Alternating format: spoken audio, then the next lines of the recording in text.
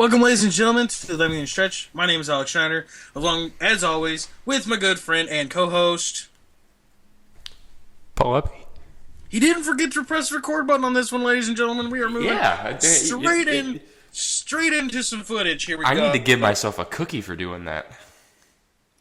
So, Pat on the back. yeah, there you go. Small victories is what really counts, Paul. Small victories. So moving straight into the content, I'm really excited for this podcast. I have a huge topic, not a huge topic, but a topic I'm very energetic in. But get to the small news real quick. I got one thing, and that's updating you guys on the Cy Young for the American League. And to be honest, I'm going to keep it short. Nothing's really changed. Zach Britton should still be the frontline guy for the AL Cy Young. As of right now, the last time I saw, he was 45 for 45 in save opportunities. And Rick Porcello, I think, still has 20 wins. I'm not really for sure, but it doesn't really matter to me because Zach Britton's my guy. That's my small news. Paul, you had some small news. What's up? Yes, I do. I want to give a quick update on the American League wild card. So, as of today, and today is, September 21st, the standings for the American League wild card, now they can change after tonight's game, but coming into the 21st of September, you have the Blue Jays have the first wild card spot. And my computer's not loading. There we go. The Blue Jays are in control of the first wild card spot by half a game over Baltimore. Baltimore is playing right now. I'm not sure exactly what the score is of that game against the Red Sox. 1-0 Baltimore. 1-0 Baltimore. Okay. And then you have the Tigers 1.5 back and the Astros 1.5 back. The Mariners are 2.5 back and the Yankees are 3.5. But for all intents and purposes, we'll consider everything below the Mariners to be irrelevant, just for conversation's sake. But the upcoming schedules favor the Orioles, not the Blue Jays, because they have the Yankees, the Orioles, and the Red Sox. That's sort of a murderer's row. The Astros have the Angels at home, the Mariners at home, and then the Angels on the road. So their schedule actually does look pretty doggone good.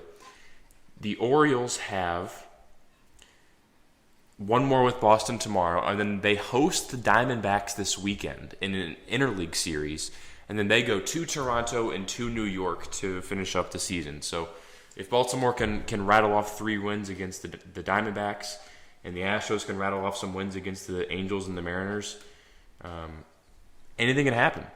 And the Mariners even have the Twins, Astros, and A's left, so they have some easy games. So I would expect some more bunching up in the top of the American League wild card within the next 10 days. That's the thing, is there's a lot of teams in the AL that I think would be fun to watch in the postseason that I don't know if we're going to make it. Yeah.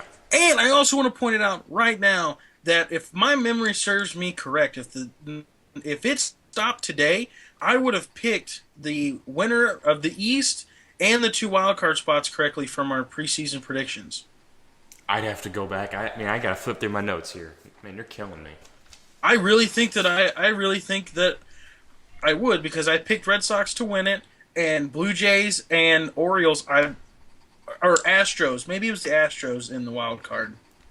I don't know who you have, but I have the Rangers, Blue Jays, and White Sox. That was a swing and a miss. And then the Astros and the Indians in the wild card. So I have the Indians playoff bound, but not in the I had the Indians card. winning the division. Yeah, and then the Astros, which they still have a chance. And Well, then maybe I have the Giants, Mets, and Cardinals, and I went a big 0 for 3 on that. And then the wild card is the Diamondbacks and the Cubs. Wow. Swing and a miss, but yeah. So yeah, you can say that I, whiffed on my playoff predictions. Now, hopefully, when we get to the playoffs, my predictions will be a little more on point, but I'm not counting on it. Oh man, it was fun though. It's been fun trying to predict these. It's really hard. People on TV make it look really easy, and it's pretty hard. Yeah, it's really hard. Yeah. We were gonna actually before the show, we were gonna actually hop right into Paul's big news, but that's really more of news, and I actually thinking about it now, kind of want to hit that last because I have very strong opinions on it. So my thing, real quick, it's going to be really fast for a big topic anyway. I was on my way home to come shoot this video, as a matter of fact, and was listening to ESPN radio, and obviously the Red Sox and Orioles game was on, and they said Manny Machado. You know, whatever, I've heard that name 1,000 times. Well, it got me thinking. So I have a question to propose to you, Paul. It's one question with two parts, if you don't mind me. Okay. Here's the first part. I'm going to let you pick, because you know how, like, young players, how they kind of put them at, like, age 24 or younger, and then if you're 25 and up, you're kind of in the older category. Okay, so here's what we're going to do. We're going to go with older. I'm going to give you one position player and one pitcher for a team. Then for the younger category, I'm going to do two position players, one from each league, and then one pitcher from either league. And I'm going to let you choose. Like, you're forming a team, you get your pick, and it's not a thing where, like, I can't pick a player you have. Like, we can interchange and stuff like that. So let's kick it off with the older one first, just because there's more of those players. Okay. So who's your older position player that you would take? Any position player I want. Any position, outfield, infield, pick one. But you're making a team, so you can't take. Or you guess you could, but you could take all three outfielders if you want. But Yeah. you can pick any older major league player that you want. But it's got to be not any in the history. It's any of this year. Right. How old is Mike Trout? Like 24? I would put him in the younger category. Okay. I would go with. How old is Jose Altuve? You're making this difficult already. It's a simple question. He's 26, so I would put him in the older category. Is that fair? Yeah, I would give you I'd go with Jose Altuve then. Okay. And then who's your older pitcher that you would go with then? Clayton Kershaw. How old's Clayton Kershaw? I think he's 27? 28. Okay. All right. So So then my one old position player, I'm kind of in a bind. I really would like Robinson Cano, and I really would like Miguel Cabrera. Or Anthony Rizzo, because he's, older. I'm going to go with Robinson Cano as my older position player. You'll notice that with my position players, I'm going to try and make a very awesome infield. So do I have to do this again? No. You should be okay.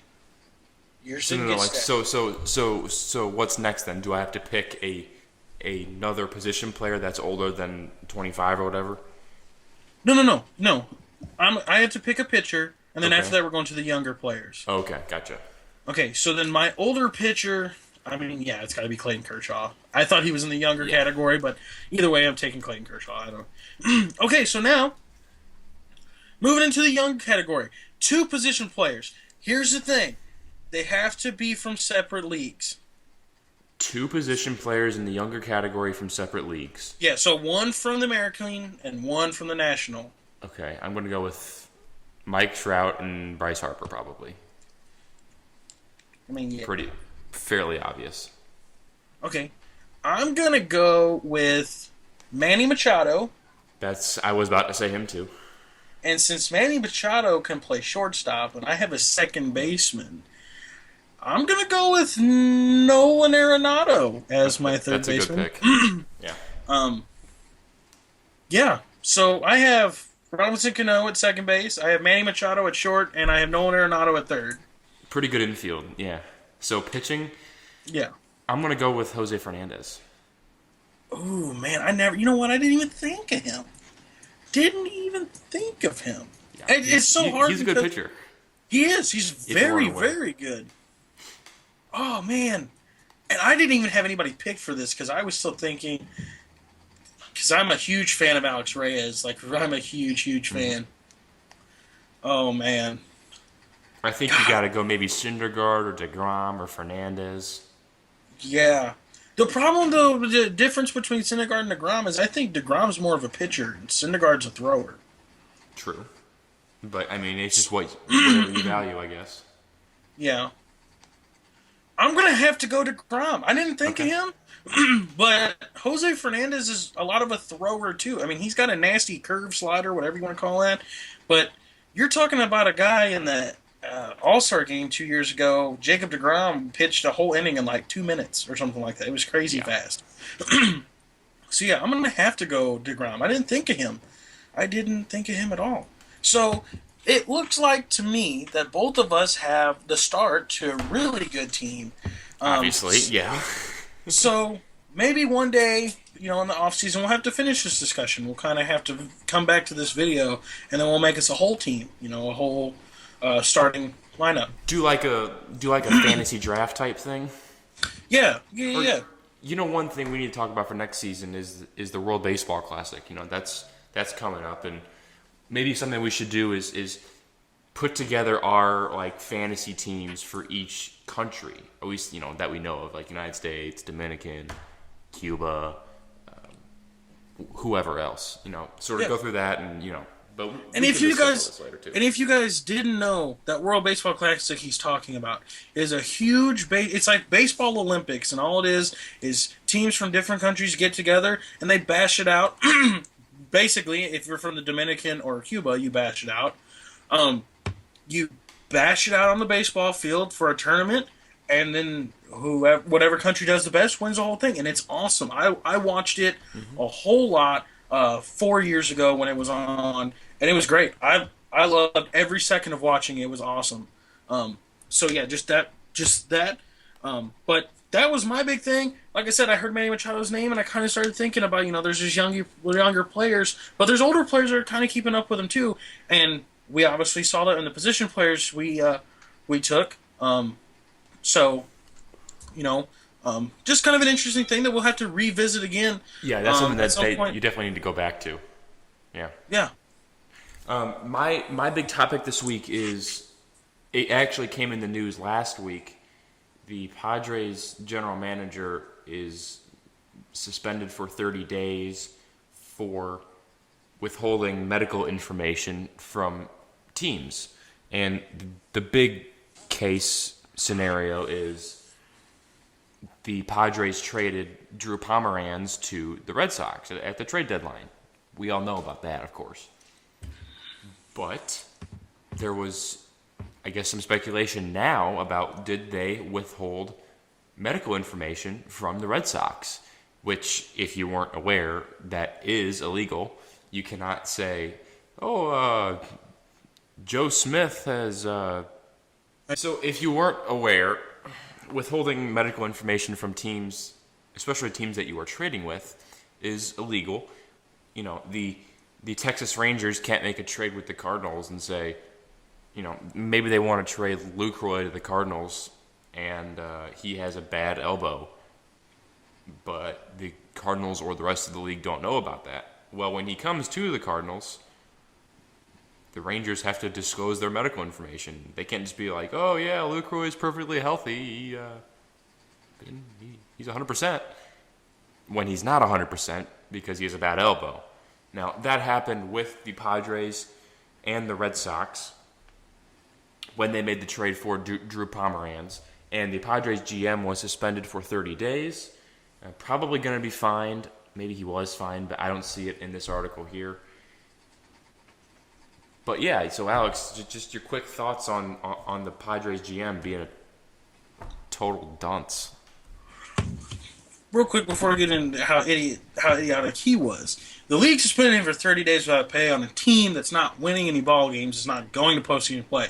So you really, it's without pay, but he's made millions of dollars. I think he'll be okay. Yeah, But really, all you did was send him home, and he's relaxing on his cell phone, trying to make deals for next season. I mean, I heard it best. I don't remember who it was, but the only way you'd be able to punish him is if you took his cell phone away, and obviously you can't do that as a league.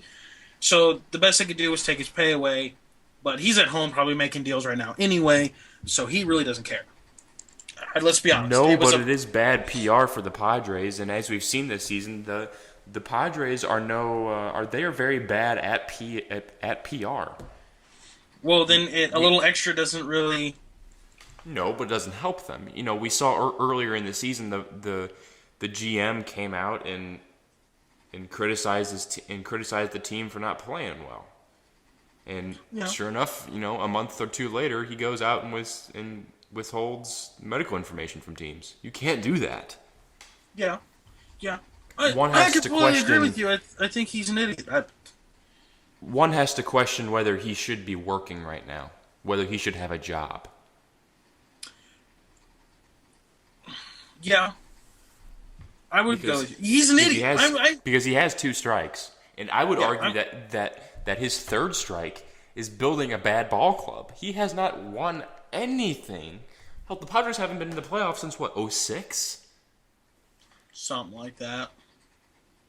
I think the Cardinals, or the last time the Padres made the playoffs was when the Cardinals beat them in the NLDS, and I guess it was 2006. Yeah, they're bad. The Padres are bad. They're really bad. Excuse me. But, yeah, he's an idiot. I completely agree with you. Because there's going to come a time, if he's still the GM, where he's got a player that he needs to ship off, and, let's say, hey, the Red Sox are interested. Well, with a sketchy past, or any team for that matter, with a sketchy past, that huge contract you signed a player to that people aren't wanting to take, even if you take over half, I don't know if they'll take it. You might be stuck with a huge contract. And just a side note, I've never understood why teams sign a player to a huge contract and then eat over half of it, because then you're still paying the contract. Yeah. It doesn't make sense to me. That's a whole other subject. But yeah, idiot. I don't know. I don't know how he has a job. I don't know how you find GMs either. I don't know if they're easy to pick off the street, or if it's, hey, there's not really many to come by, so we kind of have to stick with the idiot over here. I don't know how that process works. I don't. If it's an easy process to get a GM, well then boot his ass to the door, shoo him out. If it's hard, then you might have to keep him and start interviewing people. I mean, I don't know. If they need a spot, I'm open. Shoot, I'll be the GM of the Padres. Shoot, I'm okay with that. I'm not telling you I'm gonna win make a winning ball club or nothing, but I don't know if I'll be hiding medical information and telling my team that they're bad.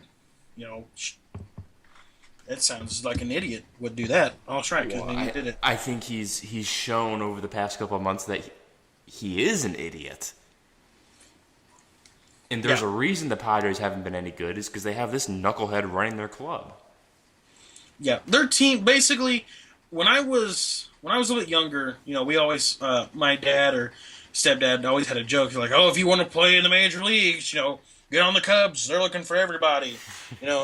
If you want to get into the major leagues right now, you're looking at the Braves and you're looking at the Padres, because they're literally going for anybody that they can find on the street. The only problem is nobody wants to play for them. I'd much rather sit at home and root for the Cardinals than go play ball with the Padres. Would you really? Well, yeah, because they face Chapman, and I don't want to face Chapman. That's true. I don't know. No one wants to face Chapman. Major and Clayton Kershaw on a regular basis. I don't want that. Yeah, that's true. But I'm just kidding. I would, if the Padres called me and said, "Hey, we got a spot open. You want to come play?" I'd be like, "Sure, pick me up." I'd play. You paid millions of dollars to hit a baseball. Yeah. But, yeah, shoot. I mean, I'd drop out of college tomorrow. Matter of fact, I just wouldn't even show up. Wouldn't even show up. Alex, my final note here before we leave is a point that you brought up before the show. The Mets are now selling Tim Tebow jerseys, so there's that. So if you want a Tim Tebow jersey, go to the Mets website, pick up a jersey. They're on sale now. Yeah, for $90 damn. But I mean, it's, as we've said before, it's all a marketing strategy, and it's just a way for them to make money. But why would you buy a Tebow jersey if you know he's not playing in the major leagues? Because if the Mets know they're going to sell, of course they're going to put them out there. You know what I could see them doing? Not sell them if they know no one's going to buy them. You know what I could see them doing? And if they do this, they need to fire their GM too. But I could see them calling him up for the postseason. There's no way he's going to make the postseason roster. No. Not even just make the roster. He could just be sitting in the dugout as a fan. He's just there. That would be kind of funny. I could see them doing that. I mean, he's a master motivator, so why not? And he'd be there as a fan, so he could technically throw out the ceremonial first pitch if they really wanted him to do that. There's that too.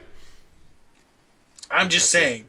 Crazier things have happened, people. Crazier things have happened. That's true too. I mean, just look. The GM for the Padres is an idiot. Alex, that's all I have for you in this podcast. I don't want to keep this going on longer than conversation needs it to be. Yeah, I'm pretty much done. I really thought my blood would boil a little bit higher with the GM thing, but it really didn't.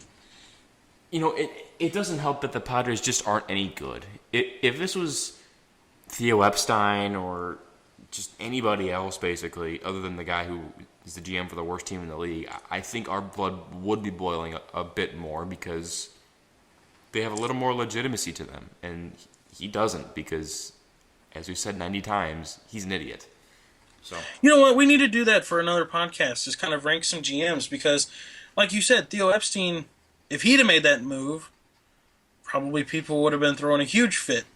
Yeah. But I don't know if that's because he's successful this season. I think it's because of his, I'm trying to think of a word here that's not coming to me, but his past as a GM, his how people view him, his track record as a GM. I think that it matters more like that. I don't really think people are causing too much of a stink about it because AJ Preller's not really prominent in today's baseball news. I mean, look at the way he's gotten news. He's bought players, traded for players, brought a whole new team to San Diego. Okay, so there's one big news. Then he traded them all off. So there's another big news, and then there's this. So if he wants news as a GM, he's got to go to some major stretches to get it, and so far he's done that. So far, yeah, and he's going to all the wrong places for it too. So yeah. I agree. That's all I have. I'm pretty sure that's all you have. Yeah, I'm done myself. I will wrap this up here, and we will be back on Sunday. I guess it is Sunday, yeah, with a Cardinals podcast, and then we're getting down to the nitty gritty here, and the playoffs are coming up, and we're going to figure out our programming for that. We got to figure out if we're doing previews or more podcasts, or we'll figure it out, and we will get back to you in the future with that. And if you guys have an opinion on that too, let us know. If you want us to do all the previews for all the series, or if you just want us to hit National League, or if the Cardinals make it that far, just do Cardinals, or we're probably still going to have a podcast, at least one podcast a week, and then probably hit the previews. And then the off season, just to kind of hint at that, we really don't know. We've kind of talked about it a little bit. I'd like to do maybe one time a month. We just kind of get on here and just kind of ramble on for an hour or two or something like that. And then either we can cut it up or we can post it all as one big video and post time frames for the different subject matters. But yeah, you guys tell us too what you guys want.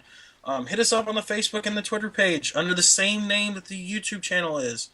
Let us know. That'll do it for us this week. We will see you on Sunday. This has been the 11th inning stretch MLB Week in Review for the week of September 21st. Thanks for joining us. Thanks.